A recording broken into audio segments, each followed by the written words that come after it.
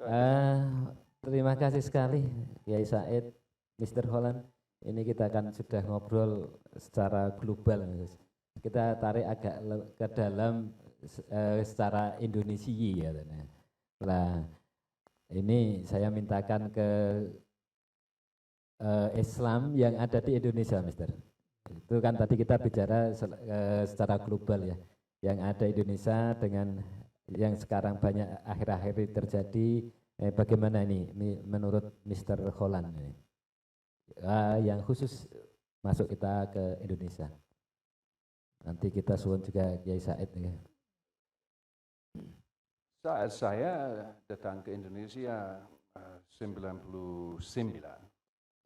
Yang pertama kali 96 saya tahu ada peradaban agung ini, tapi 99 saya masuk lebih dalam. Saya langsung menjadi sadar adalah ormas Islam namanya Nahdlatul Ulama. Langsung, tidak bagaimana. Jadi langsung kenalnya Nahdlatul Ulama. Langsung, karena itu. Karena sosok figurnya Gus Dur atau Nahdlatul Ulamanya? Karena itu di dalam fabrik Jawa ini. Iya. Jika masuk ke dalam Jawa pasti akan lihat ada Nahdlatul Ulama. Dan saya langsung secara spontan dari hati tertarik. Nah ini jika kita lihat, saya ingat saat ada konvers Ansor di Pondok Pesantren Pandanaran 2015. Ada Kiai Haji Yahya Stakuf memberi pidato, dan itu baru beberapa hari setelah sudah ada pembantaian di Perancis oleh ISIS, warga negara Perancis dan Belgia yang membantai. Dan saya ingat sesuatu yang disampaikan oleh Gus Yahya, yaitu Islam Nusantara itu adalah Islam yang membangun peradaban bersama. Tidak datang untuk menaklukkan atau menghancurkan, tapi untuk menyebarkan rahmat. Nah ini kita lihat di sini, kita lihat di Tanah Jawi bahwa Islam menjadi agama mayoritas di sini. Di Nusantara menjadi agama mayoritas. Tapi Islam di sini tidak berusaha untuk menghancurkan yang dulu sini. Dan ini agak beda misalnya dari tempat-tempat di kawasan lain. Bisa jadi seperti di Afghanistan, Taliban, mereka pakai peletakan untuk menghancurkan patung-patung Buddha. Dan di sini saya ingat Pak Kiai Said Ashori, saya pernah hadir mungkin di Ringin Putih, ada pengajian. Dan tokoh besar ini menyampaikan pada warga Magelang, warga Borobudur, di sini kita punya warisan dari nenek moyang, yaitu Candi Borobudur. Kita yang menjaganya. One of seven Mayresel ya. Dan jika ada yang datang ke sini untuk mengganggu atau menghancurkan Candi Borobudur ini, mereka harus menghadapi kita. Iya. Nah ini. Ini saya pertanyaan kagum Gus Said Gus.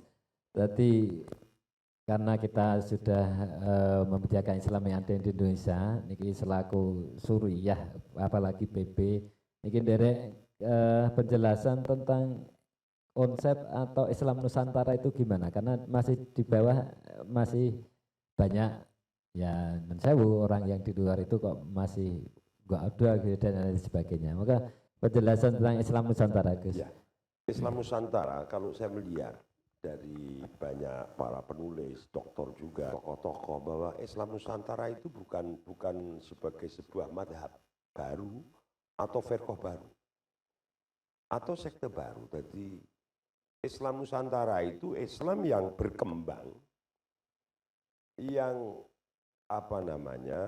dakwahnya itu ya ala Nusantara, menampilkan tadi kasih sayang, menghargai kemanusiaan, tidak membedakan siapapun orang ini, itu Islam Nusantara. Sebab kalau kita melihat, sering saya mendengarkan dari para kiai termasuk dalam hal ini Kiai Haji Mustafa Bisri, Beliau sering menyitir satu ayat, ud'u ila sabili rabbika bil hikmah wal mau'idotil hasanah wajadilhum billati hiya asan. Dalam ayat itu kan objeknya tidak ada, maf'ul bihnya. Ud'u ila sabili rabbik, mestinya kan ada. Ud'u itu siapa yang diajak. Nah, dari sini kemudian banyak para mufasir, para kiai memaknai siapapun orangnya diajak. Ila sabili rabbik, terutama orang-orang yang belum ke jalan Tuhan. Jalan Tuhan itu apa? Satu adalah tauhid. Ini jalan Tuhan. Satu. Yang kedua, penghambaan. Manusia sebagai hamba. Hamba Allah yang maha agung, yang maha kuasa.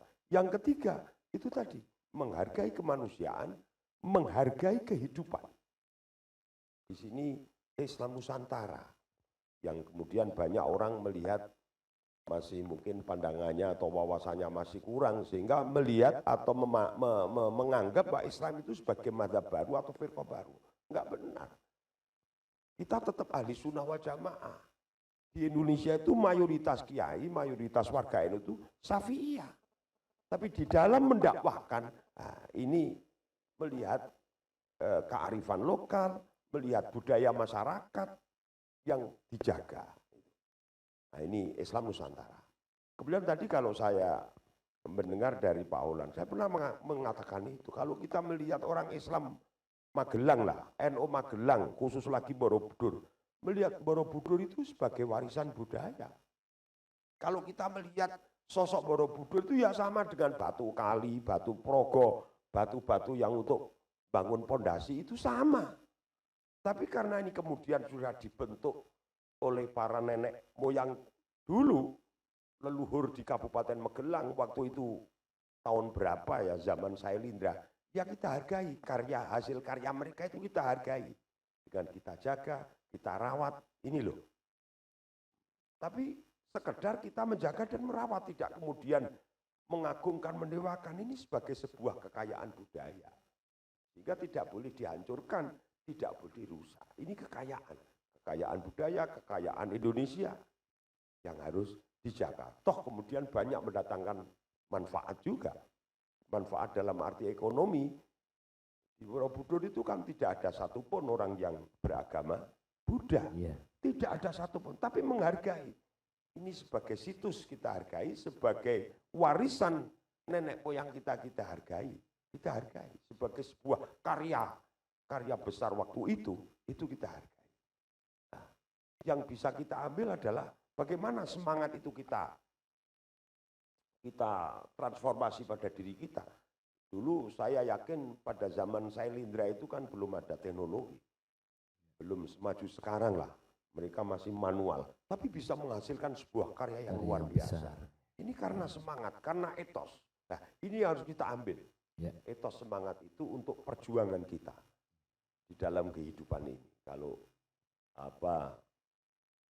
kita merujuk kepada Al-Quran, Al-Hadis, betapa banyak ayat-ayat atau hadis-hadis Rasul yang tidak boleh umat Islam itu kehilangan kesemangatan.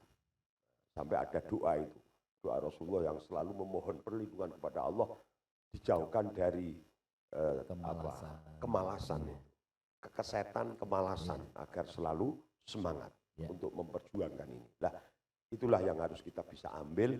Kalau kita melihat Candi Borobudur sebagai sebuah kekayaan budaya yang harus dijaga. Kenapa harus dihancurkan? Toh tidak mengganggu kok. Kita tidak merasa terganggu. Tauhid kita sudah kuat. Ubudiyah kita sudah kuat. Syariat kita sudah kuat. Berarti kalau orang ingin mengganggu itu kan merasa terganggu karena belum kuat. Nah, inilah barangkali intinya di situ rohnya. Ini saya juga sangat setuju dengan pandangan-pandangan Bapak Aulan tadi, melihat sosok Gus Dur, melihat sosok Gus Mus. Memang luar biasa. Yang saya agak tertarik itu justru beliau meyakini Gus Dur sebagai waliullah. Ini luar biasa. Orang yang diberi kedudukan derajat tinggi di sisi Allah itu ya waliullah. Waliullah itu ukurannya itu kan la khaufun alaihim walahum yahzanun, yang tidak pernah punya rasa khawatir, rasa takut, tidak punya, takutnya hanya kepada Allah. takut untuk melakukan kejahatan, takut untuk melakukan pelanggaran hukum, takut untuk melakukan penistaan kepada siapapun. Nah, itu takutnya seperti itu tataran wali. Dan tidak pernah susah menghadapi kehidupan. Hidup itu harus bahagia, harus ceria, harus senang. Karena ini karunia dari Allah yang sangat besar dalam strata tingkat masing-masing. Jadi saya setuju itu. Jadi Gus Dur itu memang sosok, saya juga meyakini Pak Olan. Kalau Gus Dur itu bahasa saya, waliyun min auliyaillah, waliullah. Saya juga meyakini sampai ke sana. Padahal memang ada satu kaidah la ya'riful wali ilal wali. Orang tahu wali orang lain itu wali itu kalau dia wali. Saya tidak tahu Gus Dur itu wali atau tidak, saya tidak tahu. Tapi saya meyakini kalau beliau wali, begitu. Bukan berarti saya mengaku sebagai wali. Pak Aulan kan juga belum sampai pada tataran wali, tapi kan meyakini. Kalau wali murid jelas itu. Sudah punya anak-anak itu wali murid. Terima kasih Gus. Ya. Teman-teman yang kita secara Nahdliyin itu kalau belum paham betul Islam Nusantara, mau narangke karo konco, alwung kulak dhisik, matur karo Gus Said, matur karo Gus Khalil dan lainnya. Jadi iso betul-betul tidak gampang menyalahkan apa itu Islam Nusantara. Toh kita tadi dari Mr. Holland dengar Islam fobia aja gak masalah, kenapa ketika mendengar Islam Nusantara dimasalahkan? Banyak tahu Islam fobia, itu kan alhamdulillah ini cukup sudah lama Gus nih Gus. Nah, jadi menarik lebih ke dekat lagi, niki minta pandangan, saran di Kabupaten Magelang, khususnya di Kecamatan Borobudur. Ini kita dengar Borobudur salah satu menjadi kawasan super prioritas. Prioritas pun masih dikasih super, itu kan amazing, betul itu, luar biasa betul. Jadi niki saya selaku di MBC dan teman-teman yang ada di MBC dan LTNU itu minta saran bagaimana NO khususnya di MBC menghadapi hal-hal yang demikian dengan kawasan wisata di Candi Borobudur khususnya itu dengan adanya wacana atau sekarang sudah dimulai, ini bukan lagi wacana, super prioritas. Ini mohon dari Kiai Said memberi kita semangat, memberi apalah nasihat untuk kita di teman-teman MBC khususnya. Terima kasih. Jadi saya sudah lama dengar itu, bahkan Pak Presiden sudah membentuk satu badan sendiri, namanya Badan Otoritas Pariwisata Borobudur. Dan kita sudah melihat kerjanya sudah dimulai tahun ini. Bahkan kalau tidak keliru, konon anggaran yang digelontorkan di Borobudur itu kalau tidak keliru itu sekitar 20 triliun. Ini kalau saya tidak keliru saya dengar. Uang karena semua ini Gus. Itu uang semua. Jadi itu tidak sekedar banjir tapi luar biasa. Jadi ada arus yang luar biasa ini, arus anggaran. Di Indonesia itu Pak Presiden ini kan ada 4 destinasi wisata yang jadi super. Ada Danau Toba, ada Mandalika, kemudian kalau tidak keliru Pulau Komodo, dan dari sekian itu yang paling super itu Borobudur. Sehingga Pak Presiden berupaya bagaimana Borobudur itu jadi situs yang dikunjungi oleh seluruh kalangan sedunia. Beramai-ramai para turis itu ke Borobudur yang mendatangkan rezeki, yang mendatangkan keuntungan yang luar biasa untuk Indonesia. Nah, tentu karena ini di tempat Borobudur, ini masyarakat warga NU Borobudur, khususnya umumnya Kabupaten Magelang, harus menyongsong, siap menyongsong. Tentu langkah-langkah yang koordinatif harus dilakukan, menyusun program, rencana kerja, rencana aksi seperti apa, itu harus intens. Antara NU dengan MWC dan ranting Borobudur, kemudian dimatchkan kepada PC naik ke PW, PW ke PBNU, sehingga nanti apa yang dikanti tidak lepas dari arahan-arahan dari pengurus besar Nahdlatul Ulama. Kan ini menjadi program nasional yang utama. Itu satu. Yang kedua, masyarakat Borobudur harus disiapkan SDM-nya, sumber daya manusianya. Di antaranya jangan gampang menjual tanah. Karena ini tanah Borobudur itu menjadi incaran para investor, Pak Ulan. Jadi Seperti emas sekarang. melihat tanah-tanah. Nah, ini saya mohon kepada warga Borobudur, jangan gampang menjual tanahnya. Tapi bagaimana tanah itu dimaksimalkan, diolah sedemikian rupa yang bisa menghasilkan untuk diri, keluarga, dan lingkungannya. Sebab kalau ini SDM tidak kita persiapkan, mereka jual tanah, tiba-tiba mendapat keuntungan besar, itu biasanya terus bingung, untuk apa? Uang ini akhirnya habis untuk kepentingan sesaat, untuk bangun rumah lah, untuk beli mobil lah, habis yang kurang bermanfaat. Ini yang harus dipersiapkan oleh NU dan warganya. Mungkin Pak Ulan punya pandangan lain ya, saran-saran yang harus dilakukan oleh warga Borobudur umumnya, Kabupaten Magelang, lebih umum lagi dan khususnya warga NU. Bagaimana itu kalau menurut Borobudur dengan adanya super prioritas, Mister, bagaimana sikap kita mensikapi sebagai warga Borobudur, khususnya warga Nahdien, please. Saya sangat setuju dengan Pak Said, yaitu keluarga dan masyarakat perlu memikirkan jangka panjang, karena memang saat jual tanah bisa ada kegodaan untuk boros dengan uangnya dan akhirnya tidak ada yang bermanfaat jangka panjang.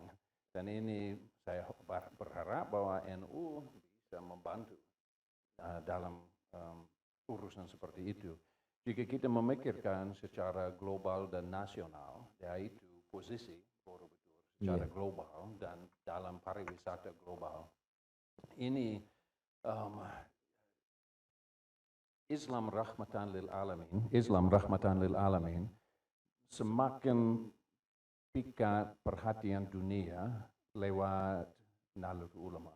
Ini Gus Dur, Gus Mus, Gus Yahya Stakuf sudah tahun-tahun memperjuangkan untuk memberitahu dunia pakai branding sekarang, branding humanitarian Islam, Islam untuk kemanusiaan. Dan ini karena krisis dunia yang saat ini ada, ini sangat pikat perhatian pemerintah-pemerintah, umat-umat agama lain, lembaga-lembaga penting di dunia, dan mereka menjadi semakin tahu tentang Islam, tentang Islam rahmatan lil alamin, humanitarian Islam dan Nahdlatul Ulama. Ini sebenarnya karena mayoritas masyarakat yang tinggal di Borobudur dan Magelang ini warga NU, Nahdlin. Nah ini mereka secara budaya, secara agama, secara hidupnya meneladani Islam rahmatan lil alamin itu. Saya punya teman, jika saya menceritakan pada teman Islam di Amerika bagaimana hidup di Borobudur ini, mereka berkata seperti surga di sini. Di Amerika sebenarnya, dan terus terang ada Wahabi.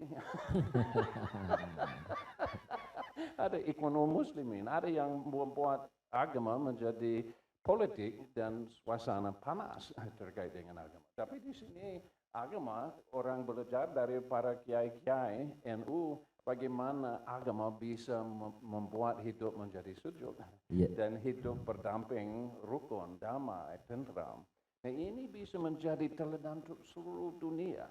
Nah ini saya pikir penting sekali bahwa ada koordinasi antara Nahdlatul Ulama dan para kiai-kiai di Borobudur Magelang dengan pemerintah provinsi dengan pemerintah pusat di Jakarta, karena ini Nahdlatul Ulama yang lebih paham tentang ini. Jika pemerintah hanya memikirkan dari perspektif hotel, perspektif jalan, perspektif kereta, perspektif bangunan, tapi tidak memikirkan aspek kearifan lokal yang sejati, itu bisa menjadi slogan, tapi slogan tidak bermanfaat. Ya. Saya lihat saat jika ada orang yang dari lidah beda dari hati, tidak masuk untuk meyakini orang lain.